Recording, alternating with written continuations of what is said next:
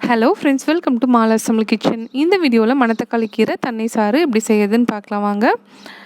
இது செய்ய ஒரு மண் பாத்திரத்தை சூடு பண்ணி 1 டேபிள் ஸ்பூன் அளவு தேங்காய் எண்ணெய் சேர்த்துக்கிறேன்.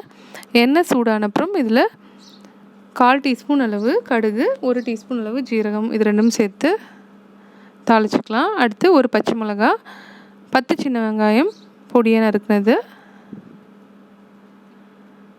இப்போ இந்த வெங்காயம் ஓரளவுக்கு வதங்கினதும் இதில் மணத்தக்காளி கீரையை சேர்த்துக்கலாம்.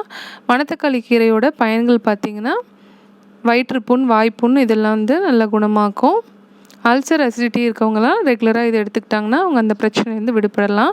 நான் இன்றைக்கி அரைக்கட்டளவு மணத்தக்காளி கீரையை ஆஞ்சி வாஷ் பண்ணி தண்ணி வடியை எடுத்து வச்சுருக்கேன், அதை தான் சேர்த்துக்கிறேன். இப்போ இந்த கீரையை 1 நிமிஷம் மிதமான தீயில் நம்ம வதக்கிக்கணும். கீரை அப்படியே பாதிக்கு மேலே கம்மியாயிரும் இந்த மாதிரி வதக்கும் போது. நெக்ஸ்ட் இப்போ இதில் அரிசி களைஞ்சி தண்ணி சேர்த்துக்கலாம். அரிசியை நம்ம சாதத்துக்கு வாஷ் பண்ணும்போது தடவை களையிற தண்ணியை வேஸ்ட் பண்ணிவிட்டு 2வது டைம் எடுத்து போல் அந்த தண்ணியை எடுத்து வச்சுருக்கேன். இந்த கீரை மூழ்கிற அளவுக்கு மட்டும் அந்த அரிசி களைஞ்ச தண்ணியை சேர்த்துட்டு நம்ம வேக வச்சுக்க போகிறோம். ஒரு 5லேருந்து 7 நிமிஷம் வேக வச்சுக்கணும். இந்த கீரை வேகத்துக்கு கொஞ்சம் நேரம் தான் எடுக்கும்.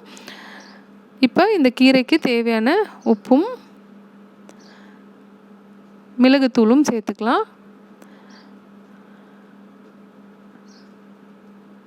கீரை நல்லா வெந்தப்புறம் நம்ம இதில் தேங்காய் பால் எடுத்து சேர்க்க போகிறோம். அதுக்காக ஒரு 1/2 மூடி தேங்காயிலேருந்து பால் பிழிஞ்சு எடுத்துக்க போகிறேன்.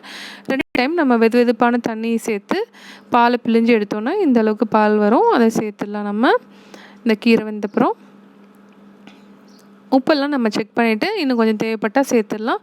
தேங்காய் பால் சேர்த்தப்புறம் அதிக நேரம் இதை கொதிக்க விடக்கூடாது. 1 நிமிஷம் மிதமான தீயில் கொதிக்க வச்சுட்டு ஆஃப் பண்ணி சர்வ் பண்ண வேண்டியதான்.